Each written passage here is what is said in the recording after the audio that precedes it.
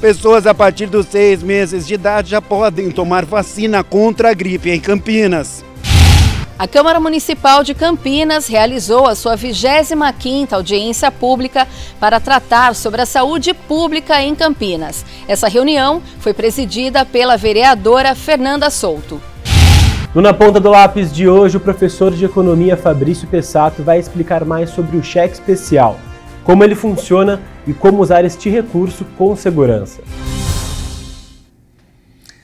Estes são os destaques de hoje. Boa tarde a você. Semana começando, segunda-feira, 26 de maio de 2025. Inicia agora o Jornal Câmara Notícia, ao vivo, meio-dia mais 8 minutos. Muito obrigado pela sua companhia, pela sua audiência. Participe, mande a sua mensagem. Vamos conversar pelo número do nosso WhatsApp, 19 é o nosso DDD. Para você que é de Campinas e região, pode ir direto no número que já aparece aqui embaixo da sua tela.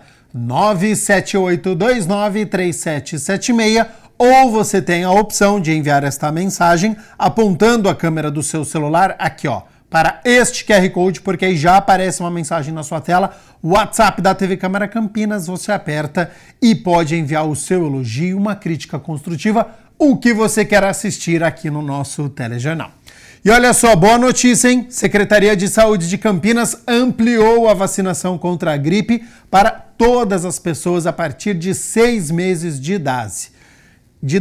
Uma dose segura e que está disponível em todos os centros de saúde. O repórter André Aranha tem as informações. Seja bem-vindo e boa tarde, André.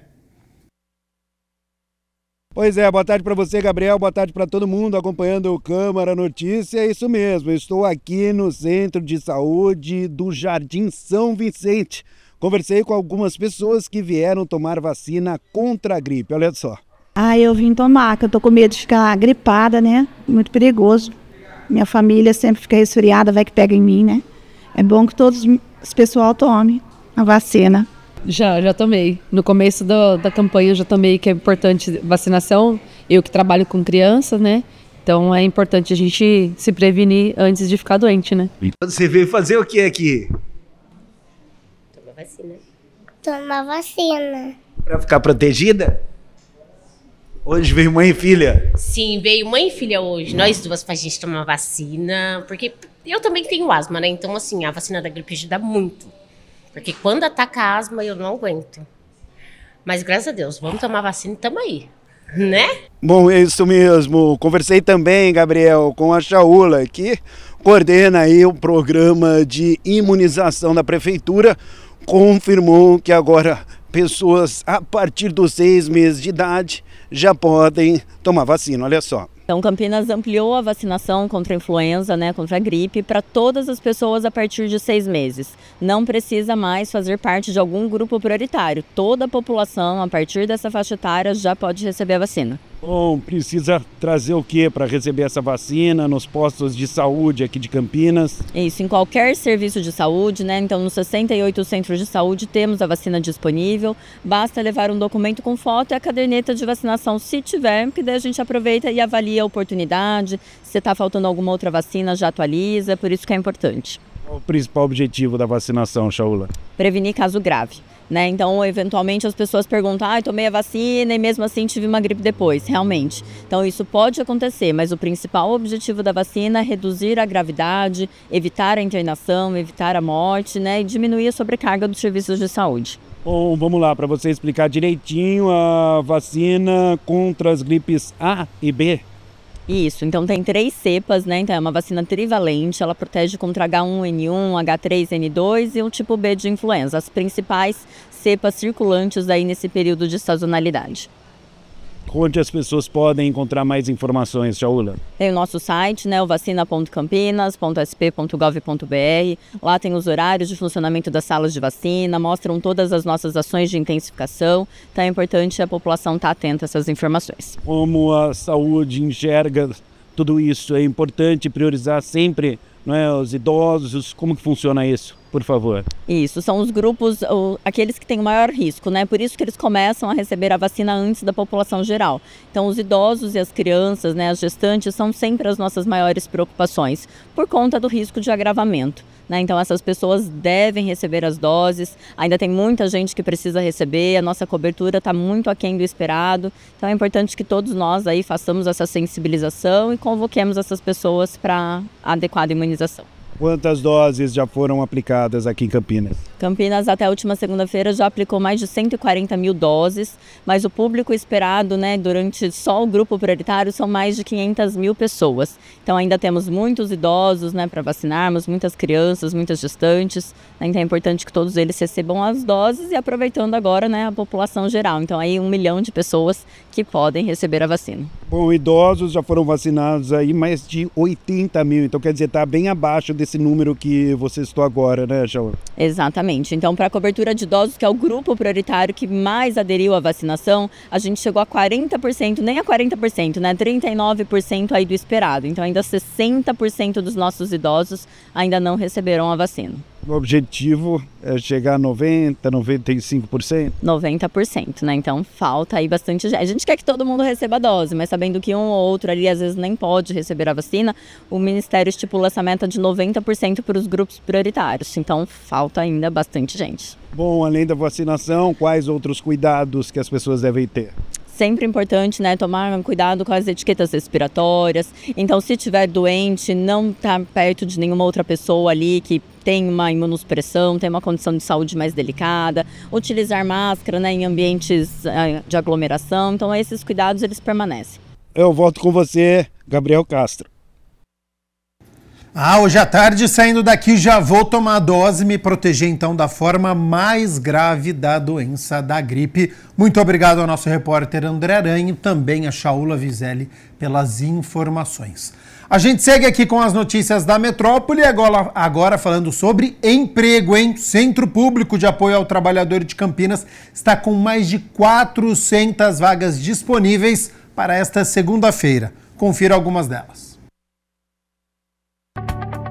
Há vagas para açougueiro, ajudante de carga e descarga, ajudante de cozinha, atendente de farmácia, balconista, atendente de loja, auxiliar de cozinha, balconista, camareira de hotel, estoquista, garçom, jardineiro, motorista de caminhão e padeiro. Para conferir todas as vagas, é só acessar o site cepat.campinas.sp.gov.br. Lembrando que o atendimento presencial do CEPAT é realizado mediante agendamento prévio pelo site cidadão.campinas.sp.gov.br. A unidade do centro fica na Avenida Campos Sales, número 427, de segunda a sexta-feira, das 7h30 da manhã às 4h30 da tarde. A unidade do Ouro Verde, na Avenida Rui Rodrigues, número 3.900, no Parque Universitário, dentro do Shopping Espaço Ouro Verde, no primeiro andar, de segunda a sexta-feira, das 8h da manhã às 4h da tarde. E a unidade do Campo Grande, na Rua Manuel Machado Pereira, número 902, em frente à Praça da Concórdia, de segunda a sexta-feira, das 8h da manhã às 4h da tarde.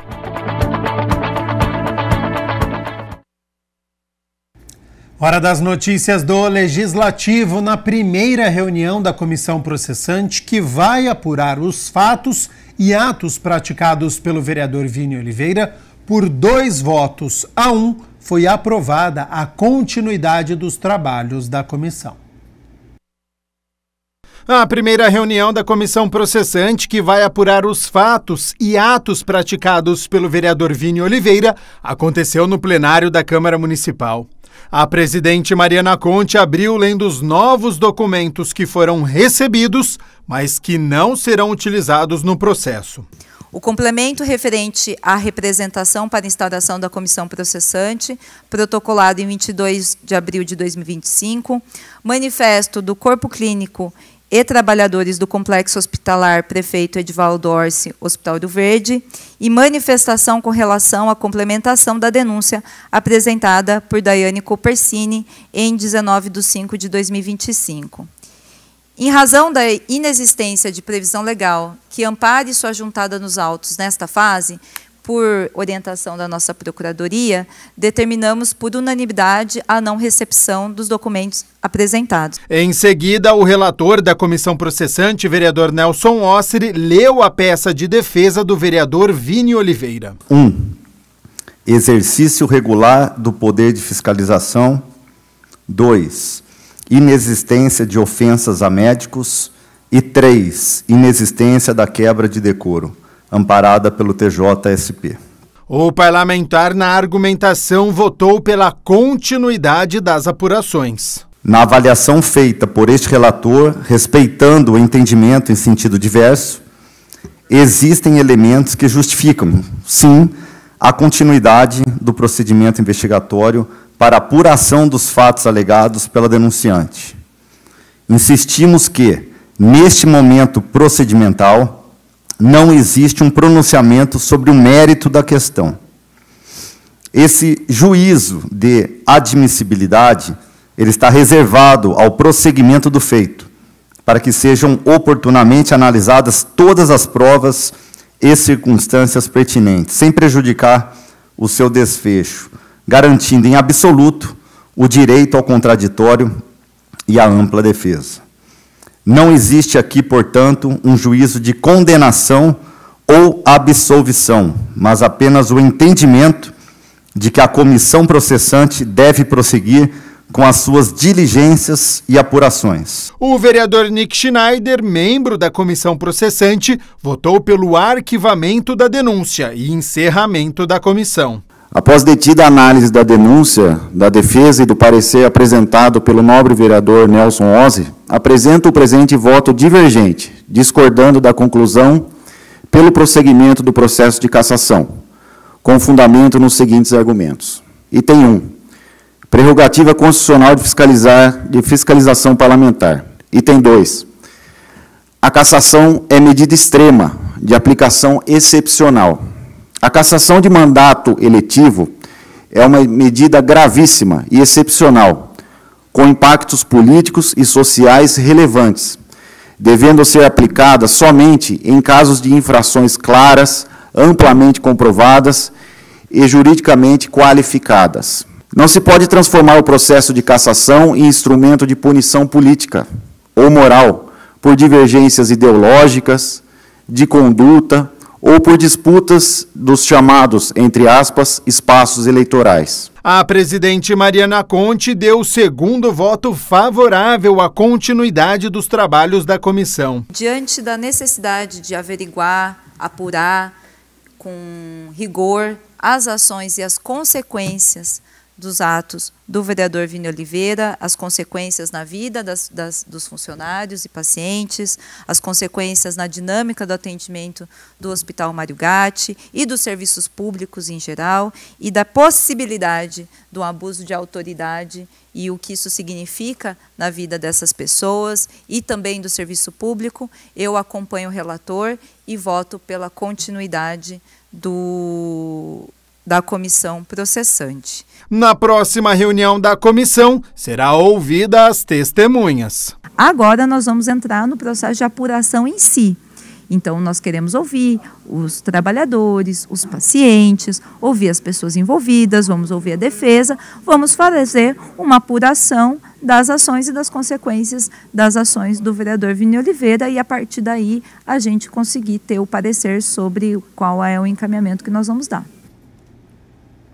Em audiência pública presidida pela vereadora Fernanda Souto, a situação da saúde em Campinas foi debatida.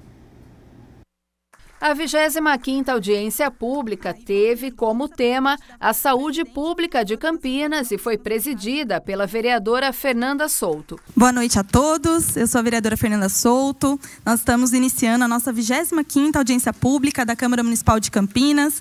Hoje nós vamos discutir a situação da saúde pública no município de Campinas e os desafios para o acesso ao direito à saúde. A audiência pública contou com a presença de psicólogos, profissionais da saúde, entre eles Pedro Tourinho, ex-vereador e médico sanitarista, Roberto Farias, médico pediatra e coordenador do Conselho Municipal de Saúde, e também com Jean Pérez, especialista em finanças públicas, que apresentou um estudo com base no município. O SUS é muito isso, né? Que ao mesmo tempo que é uma grande conquista, né, da perspectiva civilizatória, ele tem muitos problemas, né, de subfinanciamento, ele tem problema de conflitos, porque para nós é uma forma de... é uma conquista civilizatória, é garantir direito a uma população, com todos os preceitos, né, do SUS, mas também para muita gente é uma forma de se ganhar dinheiro, né? E esse é o conflito permanente. Após a apresentação desses dados, integrantes da mesa comentaram sobre a saúde no município. A gente, quando fala da crise do SUS Campinas, a gente está falando também da perda da vitalidade de um projeto que sempre foi feito contra as probabilidades, né? Nós somos, feito a Fernanda e o Jean falaram aqui, nós somos um país que optou por uma medida muito ousada de construir um sistema público de saúde, lá na década de 80 e 90, numa época em que o Banco Mundial, as estruturas internacionais orientavam que país pobre tinha que fazer sistema de saúde pobre para pobre, que era fazer o quê? Experiências reduzidas, focais. Outro médico destacou a grande rede da cidade e suas insuficiências. Queria dar uma rápida pincelada nos outros problemas que não são só os da atenção primária. Então, eu queria começar reconhecendo que Campinas tem uma rede bastante grande, uma rede que, comparada com outras cidades do Brasil, é uma rede potente, mas muito insuficiente. Ela tem uma insuficiência grande, por exemplo, se a gente pensar a questão hospitalar. Tem uma estrutura hospitalar grande, com 2 hospitais públicos, com a Unicamp, que atende regionalmente, mas atende muita gente de Campinas, os hospitais contratados, PUC, etc., etc., mas ainda falta em torno de 170 leitos na cidade de Campinas. A audiência pública também teve a participação do público, que pôde manifestar suas queixas antes que a reunião terminasse. A nossa intenção com essa audiência é justamente isso, trazer essa questão que as pessoas estão sentindo no dia a dia, essa dificuldade de ter acesso ao direito à saúde, a fila das consultas, dos exames, das internações, das cirurgias, que existe e é real, nós recebemos muitas reclamações sobre isso, trazer esse debate aqui para a Câmara para a gente esmiuçar, fazer um diagnóstico da saúde. Onde está o problema? Quem é responsável pelo problema? Então, aqui na audiência, a gente trouxe pessoas que fizeram composição na mesa, que são pessoas que conhecem muito bem o sistema de saúde, são médicos, psicólogos, assistentes sociais, pessoas que lutam aqui há muito tempo por uma saúde pública de qualidade e conhecem por dentro esse sistema e vieram aqui trazer essas experiências. Nós também apresentamos um estudo pelo nosso mandato, mostrando que a arrecadação do município de Campinas tem crescido. Então, não se justifica, do ponto de vista político, essa precarização do serviço público. O que está acontecendo? Projeto protocolado pelo vereador Benê Lima quer proibir homenagens oficiais a pessoas condenadas por crime hediondo. O projeto de lei protocolado pelo vereador Benê Lima proíbe em Campinas a concessão de títulos, honrarias e homenagens a pessoas condenadas por crimes hediondos. Eu apresentei esse projeto para que os vereadores não concedam títulos para pessoas que cometeram crimes hediondos, como estupro, homicídio qualificado, homicídio, né, tráfico de drogas. O que eu penso reflete o que o cidadão também pensa, de onde bem. Nós, poder público, temos que dar o exemplo para a sociedade. Então, assim, não adianta nós concedermos esse título para pessoas que já foram condenadas com algum tipo de crime desse. Ainda segundo o vereador, o projeto de lei tem a proposta de resguardar os valores da ética, moralidade e integridade na administração pública. Esse é um dos fundamentos que eu acredito que vai frear bastante. Eu já tive casos já acompanhei casos de pessoas que já foram condenadas e recebeu o título. Isso é uma vergonha para nós que somos do poder público, nós temos que dar o exemplo mais uma vez. Então, esse vai ser um dos requisitos, apresentar o antecedente criminal para casa, para que possa ou não conceder. O parlamentar reforça que o reconhecimento público concedido por parte do poder público deve refletir os princípios fundamentais. E eu estou presidente da educação e presidente também da comissão de honraria, então eu pego bastante projetos, eu tento estudar quem é a pessoa, mas como eu não tenho acesso a se ela já teve alguma passagem ou não, fica mais difícil. Então esse projeto, a principal função dele é coibir esse tipo de prática.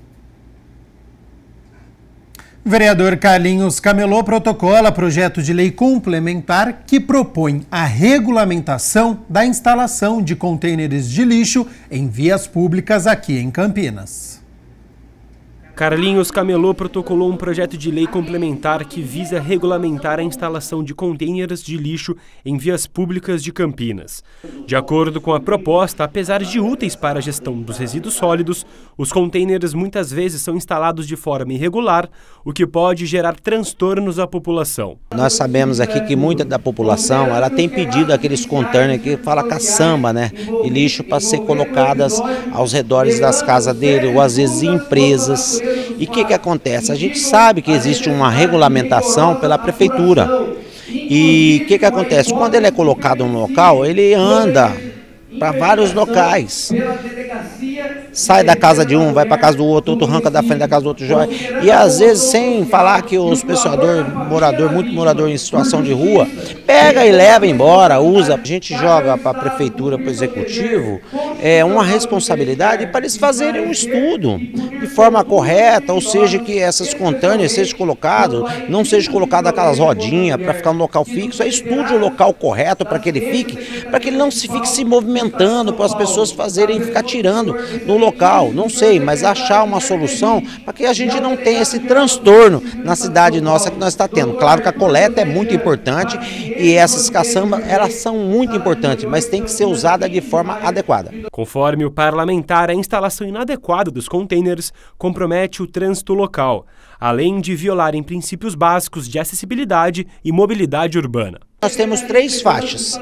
A faixa do ônibus, nós não podemos entrar nela porque nós levamos multa. Agora você passa ali, tem 3, 4 contêineres. Aí você tira o local do veículo de transitar, mas nós temos a caçamba ali. Então a gente quer uma regulamentação para que seja feita, para melhorar ali o trânsito da cidade, para que melhore também para as famílias, para as pessoas que precisam, sem trazer um transtorno para essas pessoas.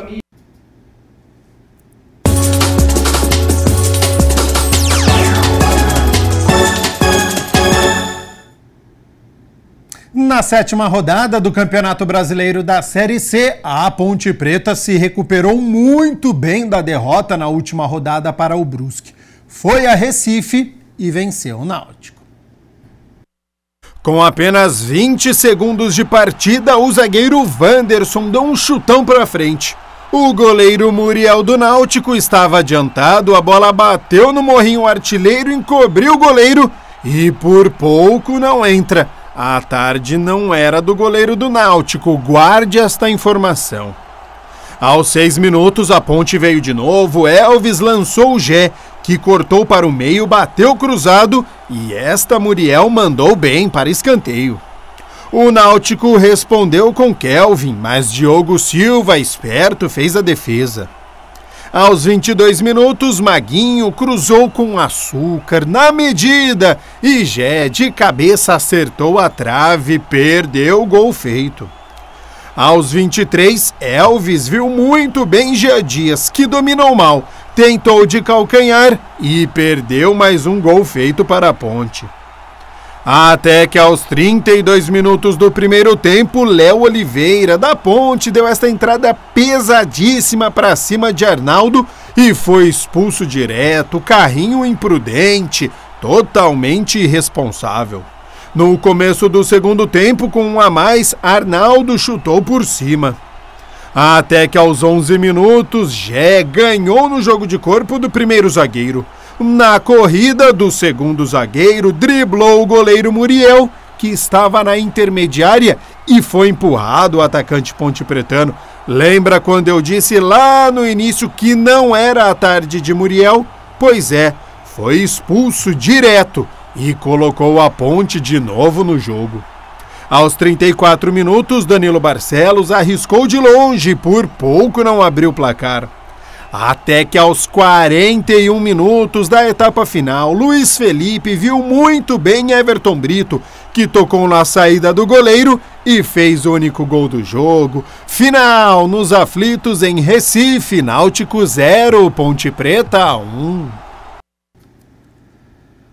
Vitória de time cascudo, né? Experiente, não se desesperou atuando com um jogador a menos, não deixou ser dominado pelo Náutico, se manteve vivo durante toda a partida e aí a Ponte foi recompensada no fim com o gol do Everton Brito. Macaca segue na liderança, 16 pontos, invicta longe de Campinas, tem um empate e agora 3 vitórias. Próximo jogo, na segunda-feira da outra semana, 7h30 da noite, contra o Ipiranga, no Moisés Lucarelli. A Ponte, então, tem toda a semana para poder treinar e trabalhar. E hoje, hein, é a vez do Guarani entrar em campo, também às 7h30 da noite, contra o Figueirense, aqui em Campinas, no estádio Brinco de Ouro. É o duelo da zona de rebaixamento, porque o Bugre é o penúltimo colocado e a equipe catarinense a primeira da zona. Para este confronto, o técnico Marcelo Fernandes tem muitos desfalques. Não pode contar com o zagueiro Alan Santos e nem com o volante Natan Camargo, ambos suspensos. Caio Melo, Pablo Baianinho e Rafael Bilu seguem no departamento médico. Provável Guarani para logo mais. Tem Andrei no gol, JP Galvão na lateral direita, Rafael Rodrigues e Léo Coutro, a dupla de zaga, com o Emerson Barbosa na esquerda. Meio campo de Matheus Sarará, Anderson Leite, Giovani e Isaac. E na frente, João Vitor e Deni Júnior. Amanhã a gente conta a história desta partida entre Guarani e Figueirense. Meio-dia mais 33 minutos. No quadro de hoje nós vamos descobrir como funciona o cheque especial e como utilizar o recurso com segurança. A partir de agora é o nosso quadro Na Ponta do Lápis.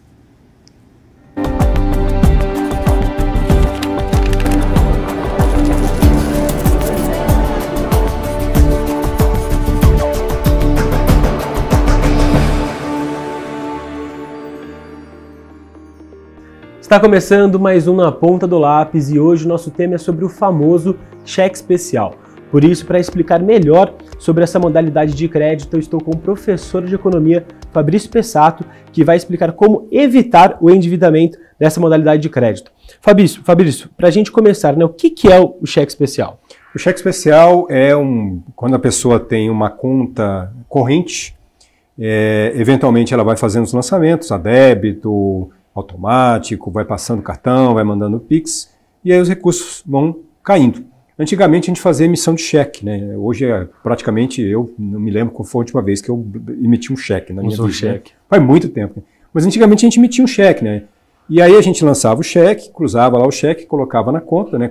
Passava para a pessoa, e aí esse cheque ia sendo descontado. Antes a gente anotava no canhotinho do cheque, e aí muitas vezes as pessoas se descontrolavam, e aí o valor da conta ia diminuindo sem que a pessoa se desse conta que estava diminuindo. E aí o cheque especial ele foi criado exatamente com uma modalidade de empréstimo na qual a conta corrente entra no negativo. Então, quando a conta corrente chegou no negativo, significa que você alcançou o cheque especial. Você está usando recursos do cheque especial. Então, nada mais é o cheque especial do que um empréstimo que é concedido pelo banco em função da sua própria conta corrente. E pode ser utilizado a qualquer momento. Pode ser utilizado a qualquer momento. O ideal é que a pessoa não faça isso, né? Mas numa emergência, numa situação que a pessoa eventualmente se descontrolou e tal, aí a gente tem que ter muita parcimônia no uso do cheque especial, porque daqui a pouco a gente vai conversar sobre isso. Os juros do cheque especial são absurdos. Quando o limite é usado, né, o banco cobra juros e, em alguns casos, o IOF também? O IOF, em qualquer modalidade de tomada de empréstimo, ele é cobrado. Então, se você pegou, por exemplo, vai financiar um carro, você vai ter lá o juro básico e você vai ter o IOF. Se você pegou um crédito direto ao consumidor para comprar qualquer tipo de bem, vai incidir o IOF. E se você entrou no cheque especial, vai também incidir o IOF. IOF é Imposto sobre Operações Financeiras, tem um percentual fixo, e aí vai depender, logicamente, proporcional ao valor que está sendo emprestado. E cada instituição financeira é livre para decidir quais os critérios para concessão? Livre concorrência, cada instituição financeira cobra a taxa de juros que lhe convier, que é o que ela considerar mais favorável, e o limite do cheque especial também, né, a pessoa tem um limite. Então, por exemplo, a pessoa ganha R$3.000 por mês, ela não vai ter um limite de cheque especial de 15 mil, porque senão, logicamente, o risco fica todo para a instituição financeira. Então, a instituição financeira ela vai calcular qual é a proporcionalidade que ela tem direito a recorrer, qual é o limite máximo que ela pode entrar no cheque especial. Passou desse limite, aí a pessoa não consegue mais fazer nenhum tipo de operação. Mandar um Pix, ele não vai conseguir, o Pix não vai entrar, para tentar passar o cartão no débito, não vai funcionar, ou passar um cheque, o cheque também vai voltar. Então, vai depender daquele limite físico. E quais são os riscos de utilizar o cheque especial? O risco do cheque especial é o descontrole financeiro, porque a taxa de juros do cheque especial, na maior parte das instituições, está em torno de 8% ao mês. 8% ao mês é uma taxa de juros muito elevada, né? Nós estamos falando aí de juros sobre juros, né? E houve uma recente mudança, recente eu estou falando há alguns anos para cá, 2017, 2018, que você deixou de capitalizar os juros sobre juros do cheque especial. Mas o valor da taxa está ali colocado e a pessoa acaba entrando naquele valor e aí ela se descontrola. Então a gente tem algumas alternativas ao cheque especial. O ideal é que a pessoa não entre no cheque especial em hipótese nenhuma. Mas, se lá pelas tantas, a instituição financeira a qual ela está vinculada emitiu um alerta, falou, você entrou no cheque especial, corra para a instituição financeira, vai lá no aplicativo da instituição financeira e tenta trocar a dívida do cheque especial por outras cujas taxas de juros são mais baixas, tipo o crédito direto ao consumidor. Você tem lá um valor fixo, a taxa de juros é muito menor, chega a ser, em algumas instituições financeiras, metade do valor da taxa de juros do cheque especial. E a melhor dessas modalidades é o consignado, que é o desconto direto em folha de pagamento. No setor privado, e hoje em dia tem um programa que foi lançado recentemente pelo governo, que dá a garantia, do próprio fundo de garantia para esse acesso ao consignado, e aí as taxas de juros são mais baixas ainda, então vale a pena que a pessoa saia do cheque especial e migre para outras modalidades de empréstimos cujas taxas de juros são mais baixas. Confundir o cheque especial com um recurso que já é do consumidor, isso é perigoso, né? Nunca faça isso, não conte com cheque especial. O cheque especial significa que você se descontrolou financeiramente.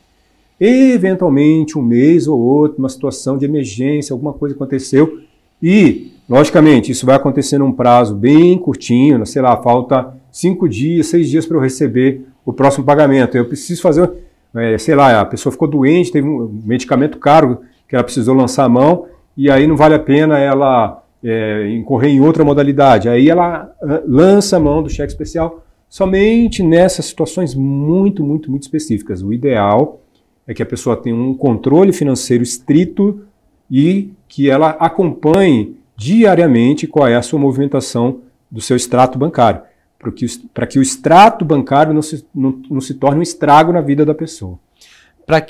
A gente já está aqui falando que não é para usar o cheque especial, né, correr dessa modalidade de crédito, mas para quem que vai usar o cheque especial, como a gente falou, nessa necessidade, assim, nessa urgência, emergência, quais os cuidados que essa pessoa precisa ter?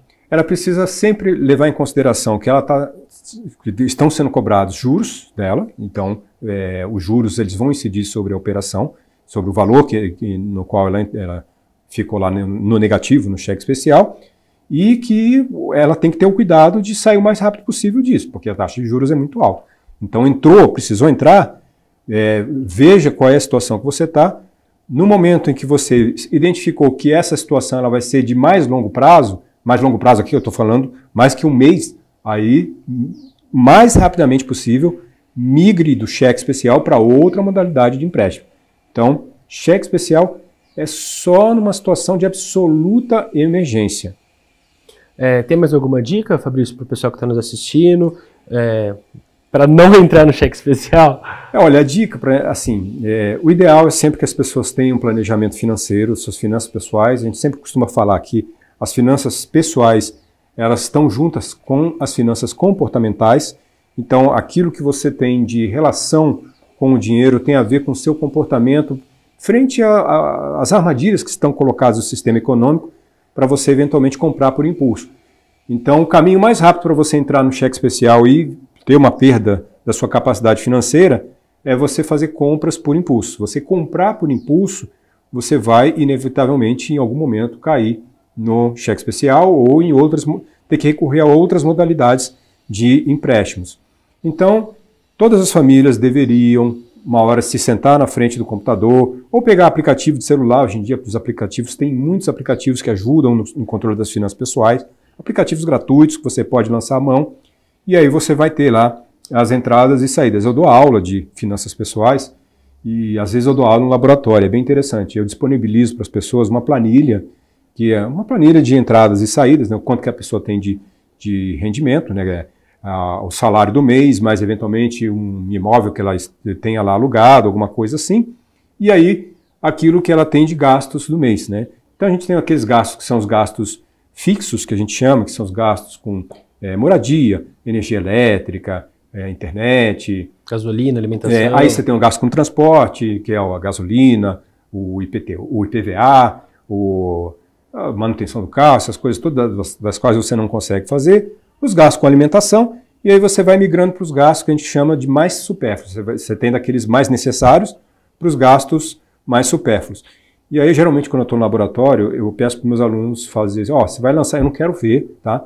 Eu quero que você faça aí o seu controle, depois você salva essa planilha e que você tenha essa planilha com você. Rafael, as pessoas começam a lançar as contas. Ficar assustado. Na hora que ela vê, porque vai saindo em tempo real, né? A planilha vai mostrando qual é o saldo que vai dando. Aí você vê a cara da pessoa, ela vai fazendo assim, nossa, eu não tinha noção que era isso, né? E aí ela não sabe por que todo mês ela está entrando no cheque especial. Ela está entrando no cheque especial porque ela não faz esse tipo de controle. E aí ela precisa, eventualmente, fazer o controle principalmente dos gastos supérfluos.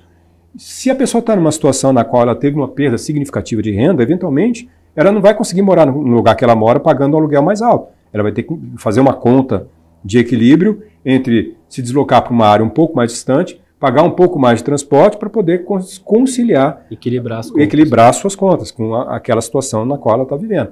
Então, o cheque especial, na verdade, é como se fossem aquelas bolinhas da catapora. A pessoa está com a catapora, está vendo aquelas bolinhas. E o que são aquelas bolinhas? Aquelas bolinhas são um sintoma.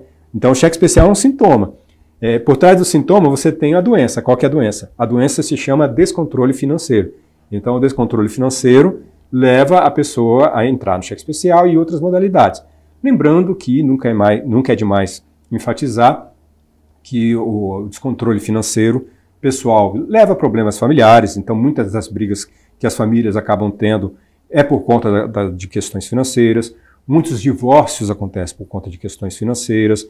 E aí você tem problemas como ansiedade, depressão, insônia, todos os problemas mentais, né, síndromes mentais que a gente chama, que estão relacionados ao descontrole financeiro.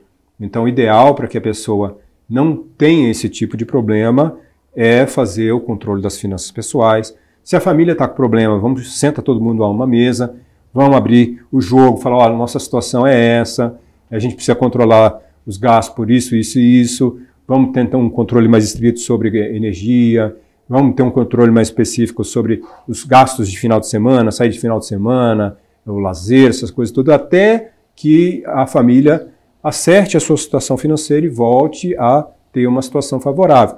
E aí é aquela história, como a gente vive num país cuja renda é média, e nessa renda média você tem famílias que ganham muito, poucas famílias que ganham muito, e muitas famílias que ganham pouco. Eu estou falando 90% das famílias brasileiras, segundo o último dado do IBGE, 90% das famílias brasileiras ganham até R$ 3.500 por mês.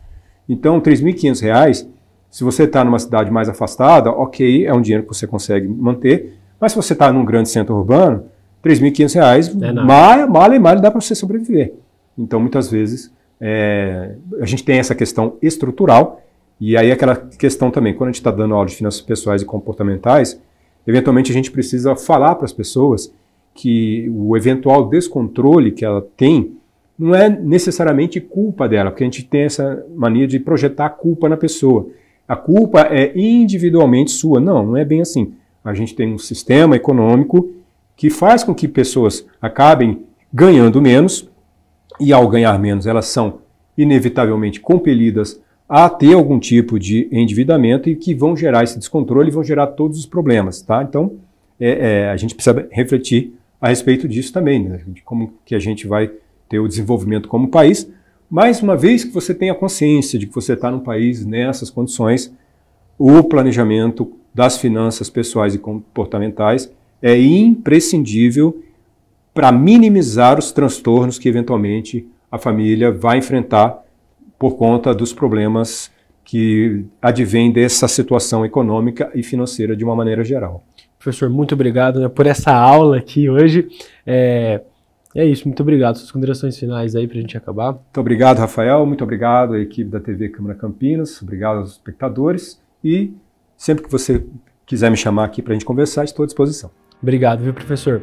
Olha, pessoal, não se esqueça de acompanhar toda a nossa programação no YouTube TV Câmara Campinas e de seguir a gente nas redes sociais, no Instagram e no Facebook TV Câmara Campinas. Um abraço e até o próximo Na Ponta do Lápis.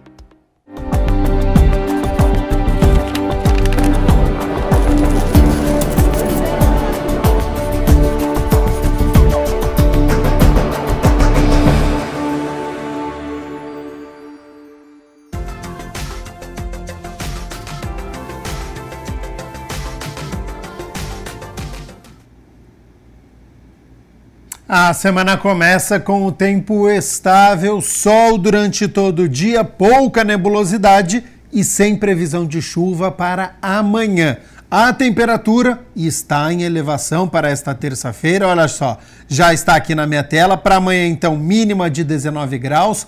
Ao longo do dia a temperatura sobe, faz calor na terça-feira, com máxima de 28 graus. Frente fria deve chegar na quinta-feira aqui em Campinas. Ao longo da semana eu falo aqui sobre a friaca em todo o estado, mas por enquanto é sol e calor. O Jornal Câmara Notícia fica por aqui. Muito obrigado pela sua companhia, pela sua audiência. Continue na nossa programação. Lembrando que hoje é segunda-feira, dia de reunião ordinária. Você acompanha todas as discussões e votações dos projetos a partir das 6 horas da tarde. E eu volto amanhã ao meio-dia. Até lá. Tchau, tchau.